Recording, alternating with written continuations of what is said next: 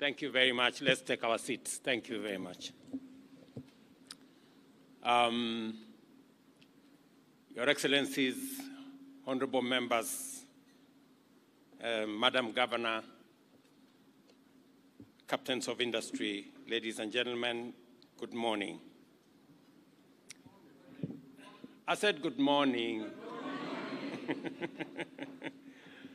I know it's rainy, it's a bit cold, but I think we also do have a fine morning. First and foremost, I take this opportunity to appreciate each and every one of you for joining us this morning, especially our friends, investors from Nextgen and the ecosystem around here in Athi River, to welcome the latest entrant into this space, Nextgen. Welcome. Your investment is significant and takes Kenya a step closer to the EPZ program of expanded growth and expanded exports.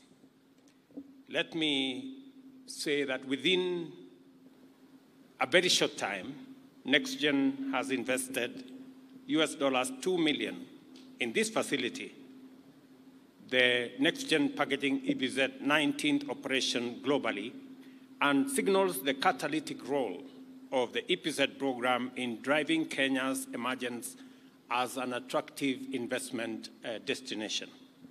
It is noteworthy that the textile and apparel sector, Nextgen Packaging EPZ's chosen area of investment, is now the dominant component of our EPZs, which presently hosts 39 apparel companies with a total capital investment of 25 billion Kenya shillings. Further, in the ranks of Kenyan exporters of various finished products to the United States, textile and apparel sector companies in our EPZs make up 29 out of 51 companies, employing nearly 60,000 people. Not only has Nextgen Packaging EPZ entered a market with demonstrable present and potential returns, it has done so by taking advantage of the highly impressive, investor-friendly package of fiscal, infrastructural, and regulatory incentives to enter a highly promising economic sector. It is important to note that Kenya is a highly dynamic economy characterized by strong, diversified, and well-developed institutions in both public and private sector. It is also a global and Pan-African hub for banking, insurance, and services sectors, as well as a rising fintech and digital technology innovation hub.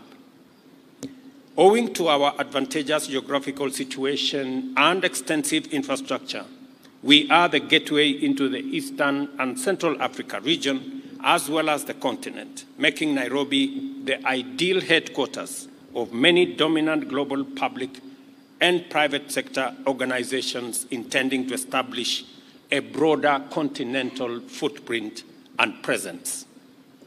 Our youthful population is well educated, tech-savvy, and highly skilled, and our people are renowned for their motivation, drive, innovation, and entrepreneurship. You will find, my brother, Nextgen CEO, that the young people that I saw in your workshop and in your enterprise are a cut above many. They are trained appropriately. Whatever skill that you will want, you will not need to import any skill. We have all the skills available here. We spend $5 billion every year in our education sector to train from primary school to secondary school to our TVETs, to our universities, and we are very proud of our human capital, and we want you to sample the best. Not just for your company in Kenya, but maybe for your companies elsewhere. Kenya's infrastructure is fairly well developed with a seamless network at the port and harbor, air, road, and rail transport system covering the entire country. Our information and communication technology infrastructure is also highly developed and complemented by high mobile penetration and internet broadband connectivity. In fact, I did say in a meeting we were in yesterday that we are extending broadband connectivity to 100,000 institutions across Kenya. That will enhance connectivity. It will bring more people into the ecosystem, enhance commerce, and expand opportunities for Kenyans, both locally and globally. Our country is also endowed with an abundant renewable energy potential, which makes 93% of our national grid green, with geothermal power constituting the greater portion of it. This morning, I just approved the final purchase of 5,000 acres of land in our Naivasha industrial zone that will provide another opportunity, apart from what the chair said here, in Sagana, in Murang'a, in Nakuru, in Eldoret, and in Busia. We now have an additional 5,000 acres in Naivasha, again, to present opportunity to investors, to industrialists, to entrepreneurs, not only to benefit from our green energy potential, but also all the other incentives, including a connected rail system to Naivasha. We are proud of our democratic credentials as a country as well. The rule of law, and with a judicial system that possesses both decisional authority, independence, and efficacy. And our institutions safeguard and promote free enterprise and market efficiency.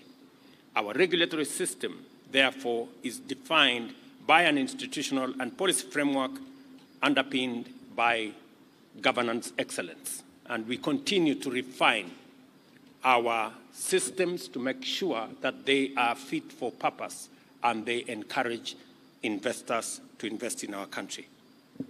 Under the bottom-up economic transformation agenda, the government is taking deliberate measures to accelerate productivity, reduce poverty, increase wealth, and enhance the overall welfare of all Kenyans by directing investment to key value chains under our 5 strategic pillars in order to catalyze inclusive radical growth.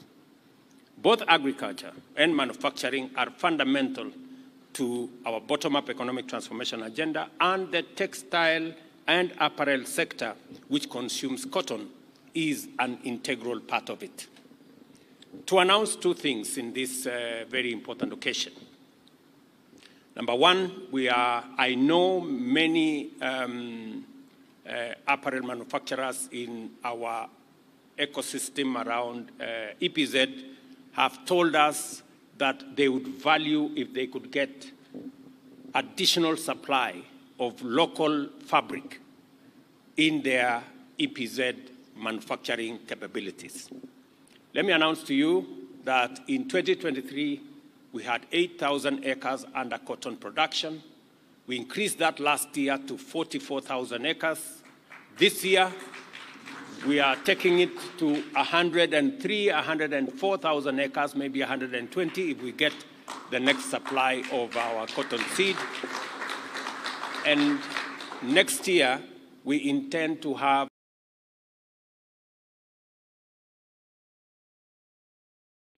relation to our vision for radical transformation.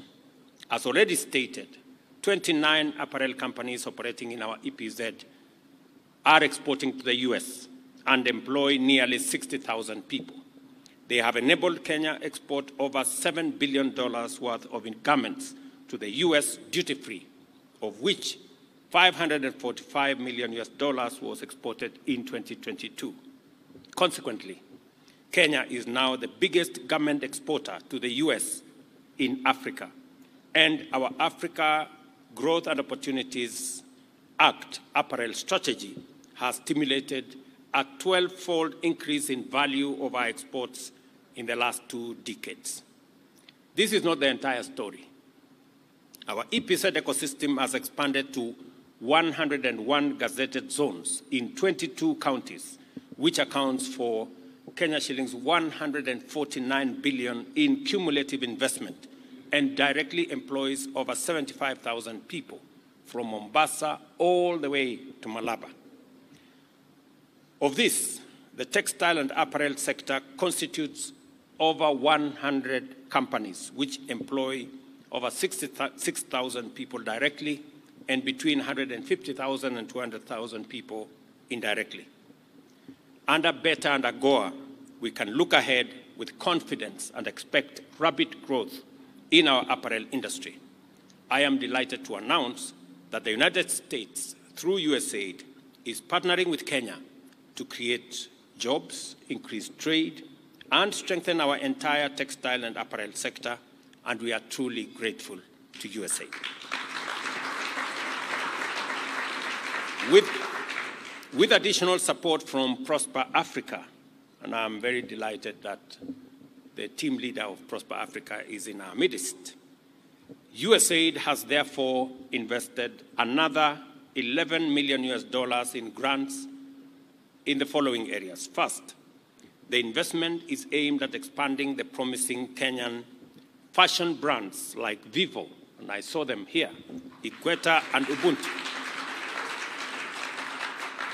Secondly, the investment is extended to grow Kenya's apparel manufacturing base in conjunction with companies like Hela, Mars, Best, Atraco, Royal, Simba, UAL, and Mega. And all of them, I saw them exhibiting here.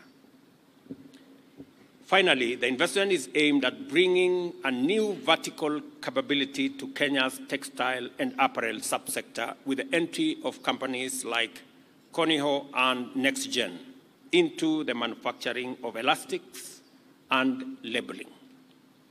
As was said earlier, it will make our turnaround in production much more efficient, faster, and cost-effective. These companies have committed to match this investment with their own investments, amounting to 77 million in total, or Kenya shillings 10 billion in the short term. This combined effort will be expected to generate an additional $330 million in apparel exports and create another 20,000 jobs by the end of next year.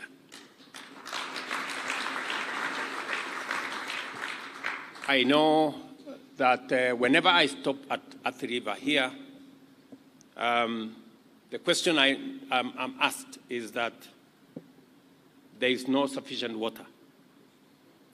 And the people in Athi River normally complain that there is water in the EPZ and there is no water in the town.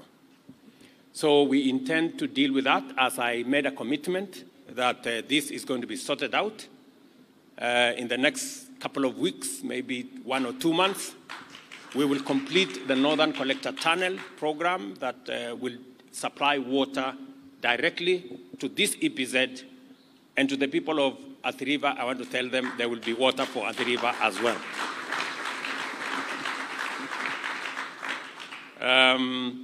This partnership embodies the future of Kenya, a future built on solid investment with skilled labor, efficient technology, quality manufacturing, and strong linkages with global markets. I am particularly encouraged to note that the potential of investments and partnership in this subsector is greatly increased formal sector employment opportunities for women and youth, with the sector poised to create up to 1 million jobs over the next decade. This inclusive impact will be transformative. The next important agenda to achieve the full potential of this subsector is to develop vertical integration from fabric to apparel through improvement along the value chain aimed at reducing production costs, enhancing quality control, and creating economies of scale. Fabric production is therefore going to be critical in giving apparels made in Kenya a competitive advantage. And I have said what we are doing to make sure that that becomes the case. This means that there is increased opportunity for the visionary investor to take advantage of this opportunity, as well as our favorable overall investment environment to construct a fabric mill in one of our counties. Such an investment would be particularly opportune given that 40,000 farmers are already farming cotton and producing between 20,000 and 40,000 bales annually. I am announcing an investment opportunity, so those people who have ears, they better listen.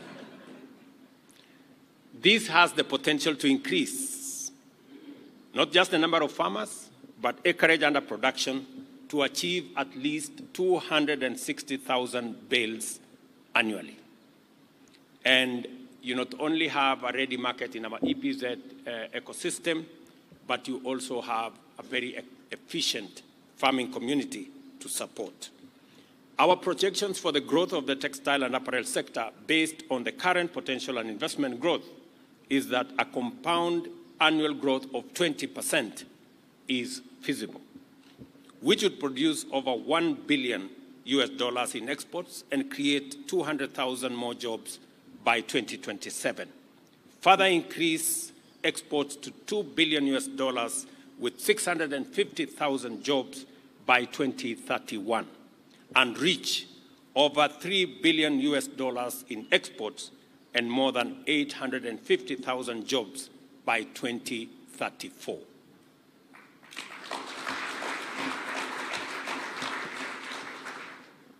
I want the leaders who are here to keep track of the numbers. The numbers are very important.